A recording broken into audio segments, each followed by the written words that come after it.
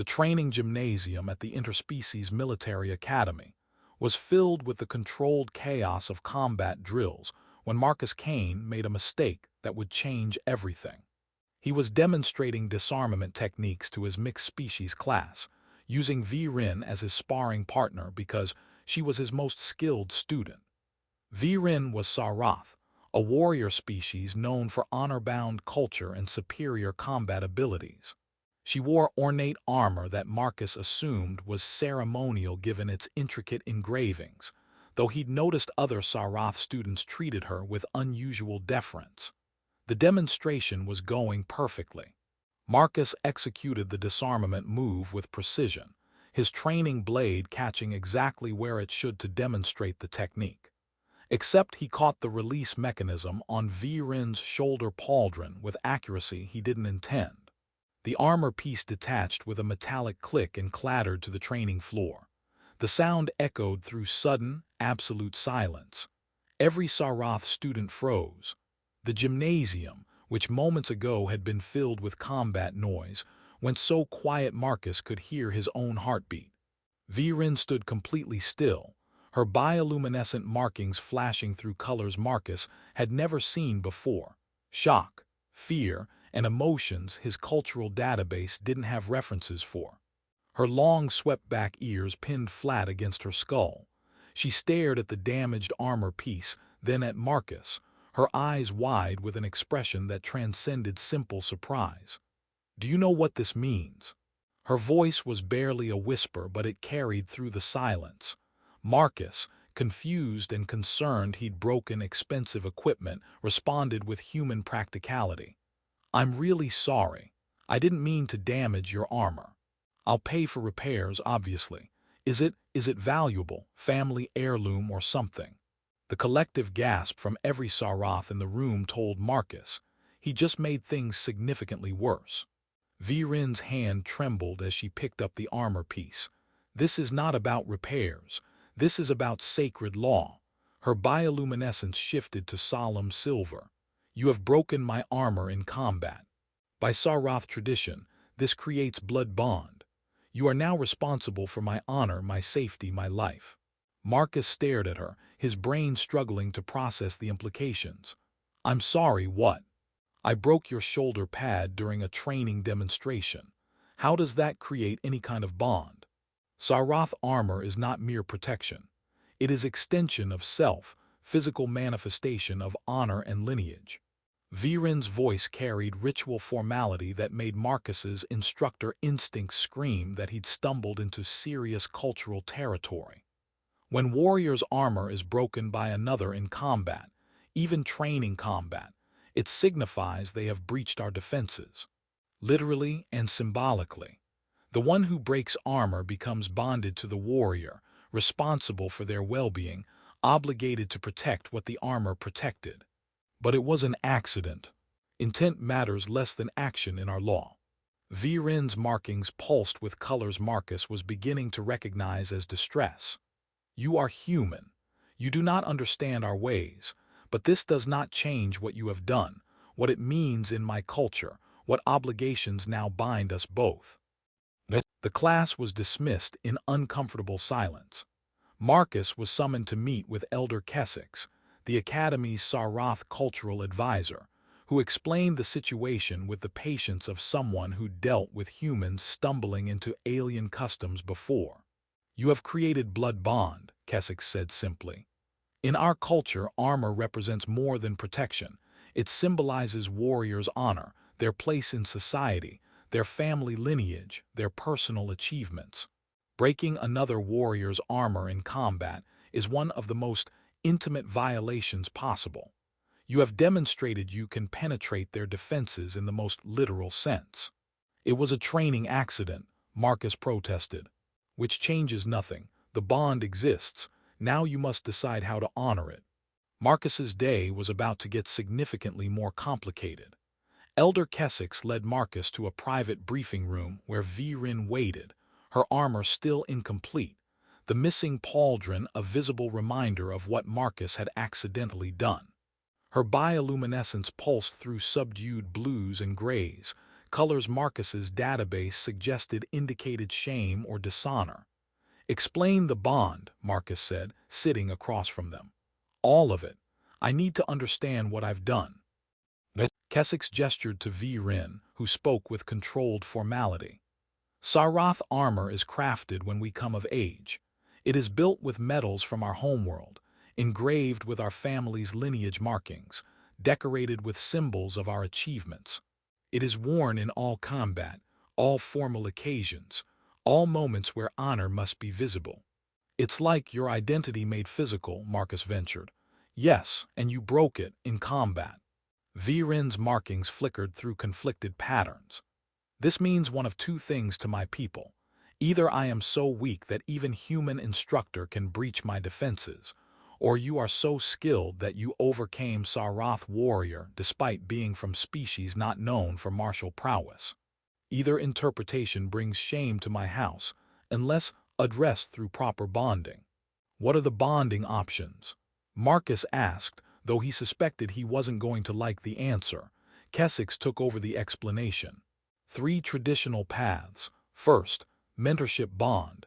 You must train her until she is strong enough that her armor cannot be breached again. This typically takes years and requires daily interaction.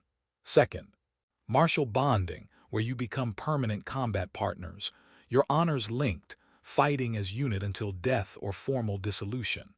Third, he paused, marriage bond, which supersedes all others and is considered ultimate form of protecting the warrior whose armor you breached. Marcus felt the weight of those options settle over him like physical pressure. And if I refuse, if I say this was an accident and I don't consent to any bond? Vrynn's bioluminescence flashed painful red. Then I carry the shame alone.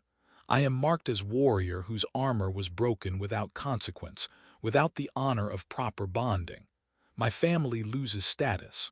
I likely cannot continue at the academy or in any martial role. I become nothing. That's not fair, I didn't mean. Fair is human concept, Kessex interrupted gently. This is Saráth law older than human spaceflight. You broke the armor, the bond exists. How you honor it is your choice, but refusing entirely condemns her to permanent shame. Marcus looked at Vrynn, really looked at her for the first time beyond her skills as a student.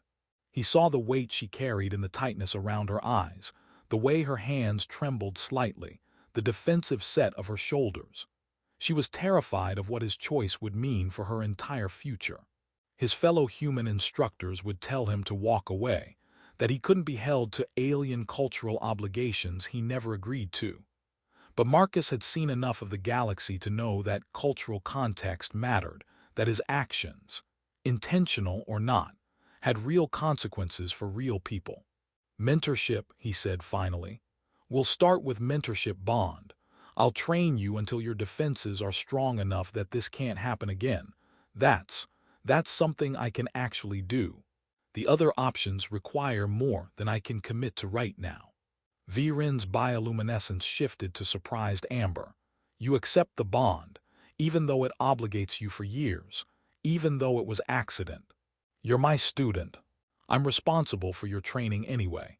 This just makes it more formal. Marcus tried to sound more confident than he felt. Besides, if my teaching method accidentally broke your armor, then I clearly need to teach you better defensive techniques. So let's fix what I broke. Kessex nodded approval. Wise choice. Mentorship bond is honorable path. It requires you train together minimum 3 hours daily, that you prioritize her combat development, that you protect her honor as if it were your own.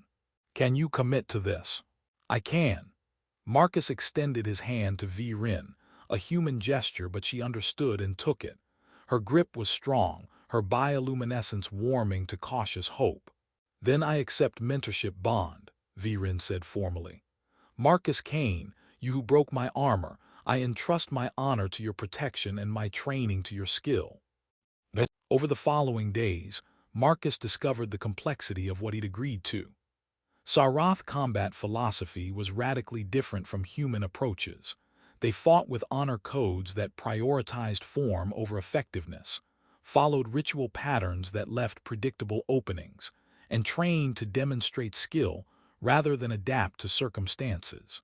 "You're telegraphing your strikes," Marcus said during their first dedicated training session. "That overhead attack has a beautiful form, but I can see it coming 3 moves ahead." The form is traditional. It demonstrates proper technique and honors the ancient masters who developed it. Vrynn's voice carried defensive pride. "It also gets you killed against anyone who doesn't care about your honor codes." Marcus blocked her next strike easily. "Again, but this time don't worry about form, just hit me." That is not how Saráth fight. It's how I'm teaching you to fight. You want your armor to stay intact. You need to fight opponents who won't follow your rules." He gestured for her to attack. "Come on, surprise me, be unpredictable." Vrynn hesitated, then attacked with a strike that abandoned traditional form for pure effectiveness. Marcus barely blocked it, and his approval showed in his grin. "Better, that's what I'm looking for, effectiveness over aesthetics." Their training intensified. Marcus pushed Vrynn to think like human fighters, dirty tactics, improvisation, capitalizing on opponents' expectations. She resisted initially, calling his methods without honor, but gradually recognized that her rigid adherence to Saráth forms was exactly what allowed Marcus to breach her defense in the first place. "You are teaching me to fight like human," she observed after a particularly brutal session. "I'm teaching you to fight like someone who wants to win rather than someone who wants to look good losing." Marcus tossed her a water container. "Your traditional forms are beautiful. They're also predictable. Any opponent who studies Saráth techniques can exploit them. You need adaptability." "My family would be scandalized." "Your family isn't here. Your honor is, and I'm responsible for protecting it now." Marcus met her eyes. "So we're doing this my way. Adapt or keep getting your armor broken. Your choice." Vrynn's bioluminescence pulsed with conflicted colors, but she nodded. "Your way. Teach me to protect what you broke." 6 weeks into their mentorship bond, Marcus began to understand the depth of what he'd accidentally created.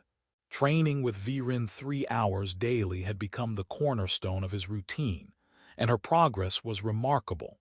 She'd learned to abandon rigid forms when necessary, to adapt to unexpected attacks, to think tactically rather than just traditionally. But the bond meant more than just training. "There is situation," Vrynn said one evening, her bioluminescence flickering anxious reds. "My family has requested I return home for formal hearing about the armor breaking. They are displeased." "Displeased how?" "They believe I have brought shame to our house. That allowing human to breach my armor suggests weakness or improper training. They want to assess whether I should continue at academy or undergo traditional shame-cleansing rituals." Her voice dropped. "Which would mean leaving, abandoning my training, accepting permanent mark of dishonor." Marcus felt anger rise. "You're one of the best warriors in this academy. Your family should be proud, not punishing you for a training accident. You do not understand Saráth culture. We are not proud of skill alone. We are proud of unbreachable honor, inviolate armor, perfect adherence to tradition. I broke that perfection." Her markings dimmed. "And worse, I bonded with human instead of Saráth mentor. My family sees this as compounding the shame." "Then I'm coming with you." Vrynn's bioluminescence flashed surprised amber. "What?" "I broke your armor. I'm responsible for your honor under this bond. If your family wants to judge you, they judge us both. I'm not letting you face this alone." "Marcus, they will not welcome you. They will see you as the one who damaged their daughter, who created this scandal." "Good, then they can say it to my face instead of making you carry all the weight." Marcus's voice was firm. "Besides, the bond requires I protect your honor as if it were my own. That means standing with you when it's challenged, even if that means facing your angry family." The trip to the Saráth homeworld of HFY took 3 days. Vrynn spent most of it teaching Marcus the complex protocols of Saráth formal interaction, how to bow at precise angles, how to interpret bioluminescence colors he'd never seen, how to navigate conversations where every word carried layers of meaning. My mother is High Commander Saráth. She leads our planetary defense forces and has never accepted anything less than perfection. Vrynn's anxiety showed in her constantly shifting markings. My father is Scholar General Than, who believes humans are interesting curiosities but not worthy of true martial respect. And my brother Corin is Traditional Warrior, who thinks I should have refused the bond entirely and accepted the shame alone. That sounds like a fun family dinner, Marcus said dryly. They will test you, question your worthiness, challenge your right to bond with Saráth Warrior. Vrynn met his eyes. I am sorry for bringing you into this. You didn't bring me into anything.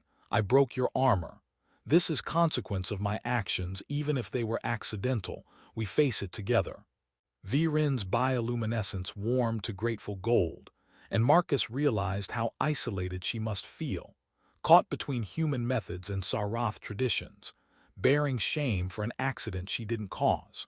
The family estate was imposing, ancient architecture that spoke of military lineage going back centuries. Vrynn's family waited in a formal reception hall, all wearing ceremonial armor that made Vrynn's damaged piece seem simple by comparison.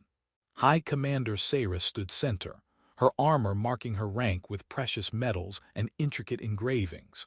Her bioluminescence remained cold silver as she addressed Marcus without preamble. You are the human who broke my daughter's armor. I am. It was a training accident, but I take full responsibility for the consequences. Marcus met her gaze steadily, refusing to be intimidated. And you accepted mentorship bond rather than walking away from obligation. You did not understand. I did. Your daughter is an exceptional warrior. Training her properly is both my responsibility and my privilege. Saráth's markings flickered through calculating patterns. You teach her human combat methods, abandoning traditional Saráth forms for what you call effectiveness. I teach her to adapt traditional forms to actual combat situations, to fight opponents who won't honor her codes, to protect herself against techniques that exploit rigid patterns. Marcus kept his voice respectful but firm. With respect, Commander, the traditional forms she was using are why I was able to breach her armor. They're beautiful but predictable. Vrynn's brother Corin stepped forward, his bioluminescence flashing aggressive red. You dare criticize Saráth martial traditions. You, who have no honor, no lineage, no understanding of what it means to be warrior. I understand that Vrynn is better protected with adaptable defenses than beautiful forms that leave openings. Marcus didn't back down. And I understand that honor means protecting those in your care, even when it's difficult. Especially when it's difficult. You protect nothing. You broke her armor and created scandal that shames our entire house. Corin's hand moved toward his weapon. Enough. High Commander Saráth's voice carried absolute authority. Her bioluminescence shifted to assessing amber.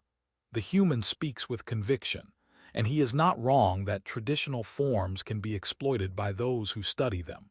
She approached Vrynn, studying her daughter's incomplete armor. Show me what he has taught you. What followed was the most intense hour of combat Marcus had ever witnessed.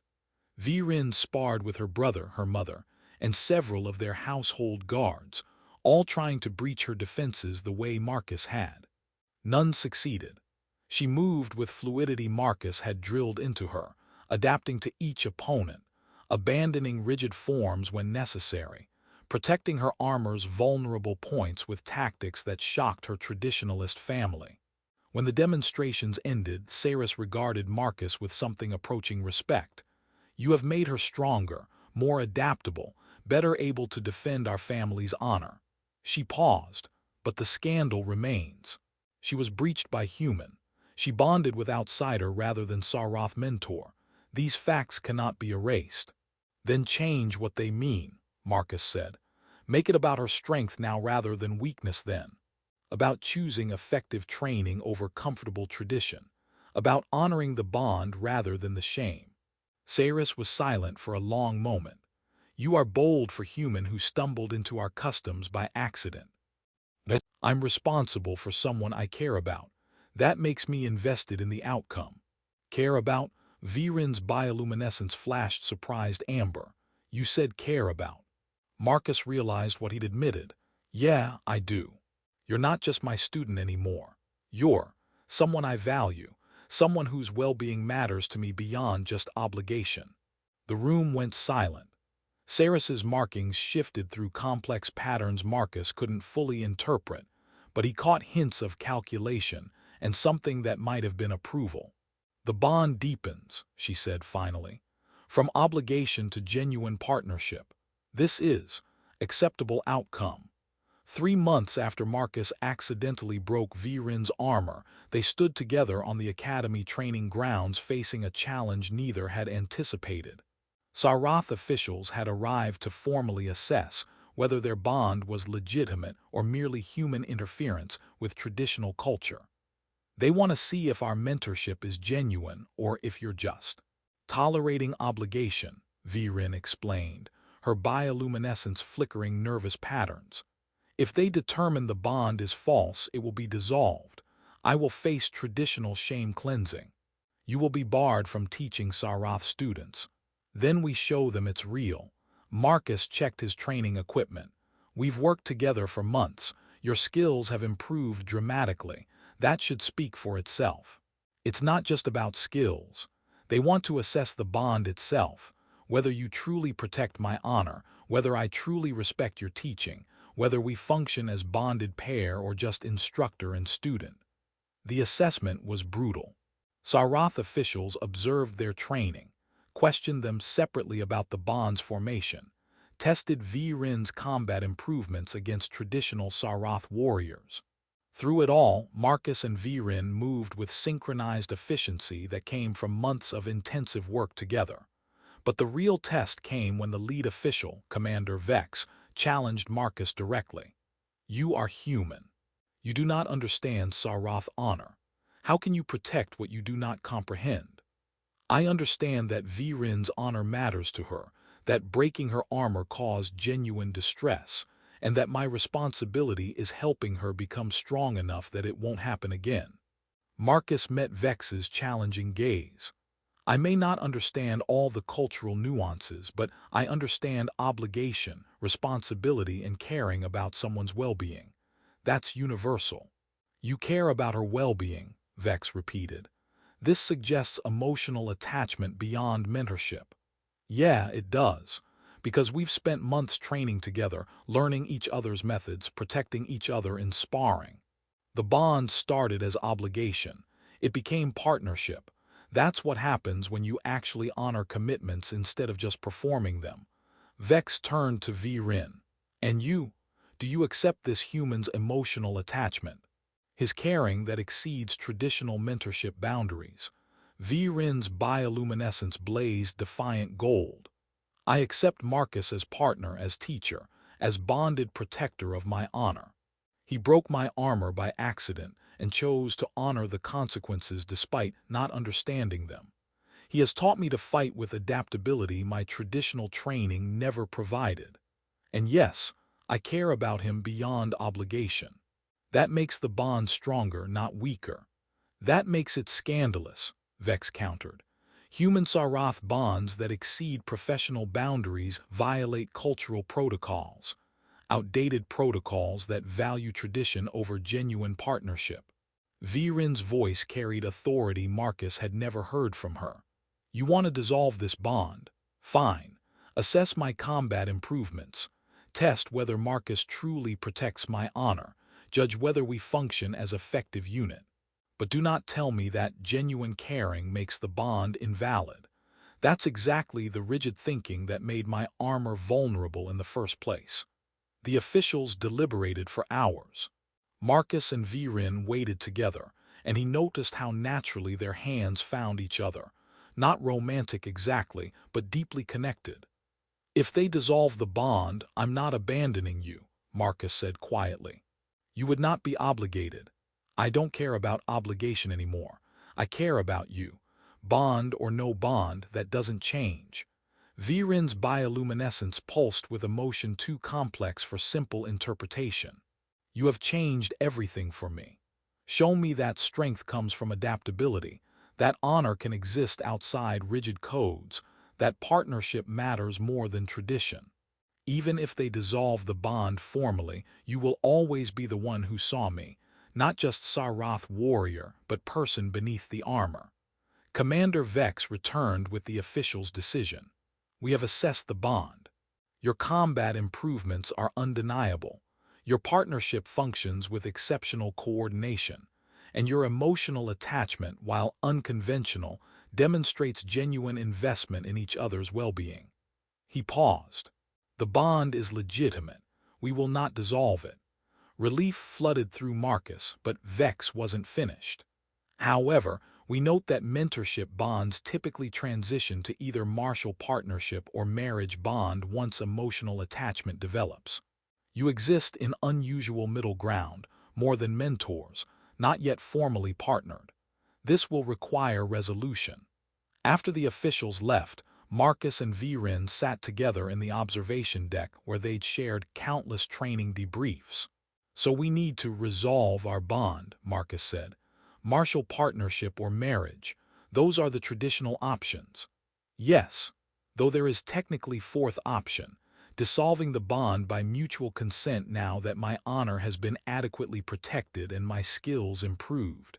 Vrynn's markings flickered uncertain. You could walk away. You've fulfilled the obligation. I am stronger now, better defended. The bond has served its purpose. Is that what you want? No. Her voice was quiet but certain. I want you in my life, as partner, as teacher, as whatever we are to each other, but I will not trap you in obligation you never asked for. Marcus took her hand. You know what's funny? I broke your armor by complete accident. Created this massive cultural incident I didn't understand. Got bound to you by laws I'd never heard of. Should have been a disaster. Was a disaster, Vrynn said wryly. Best disaster I ever had. He smiled. Because it brought you into my life as more than just a student. Showed both of us that rigid traditions aren't more important than choosing our own paths. And proved that sometimes obligations we didn't ask for lead to partnerships we didn't know we needed. So what do we choose? Martial partnership, Marcus said. We're already combat partners. We work well together, and it doesn't require all the cultural complexity that marriage bond would involve. We can figure out what we are to each other without forcing it into traditional categories. Vrynn's bioluminescence blazed warm gold. Martial partnership. Fighting together, protecting each other's honor, choosing to stay bonded because we want to, not because tradition demands it. Exactly. Marcus squeezed her hand. Besides, your family is already scandalized. Might as well give them something worth talking about. Months later, they worked together as formally bonded martial partners, teaching joint combat classes, demonstrating human Saráth tactical integration, proving that bonds born from accidents could become genuine partnerships. You know, Vrynn said during a quiet moment between classes, when you first broke my armor, I thought my life was over, that I would carry shame forever. And now I carry strength you taught me, partnership we built,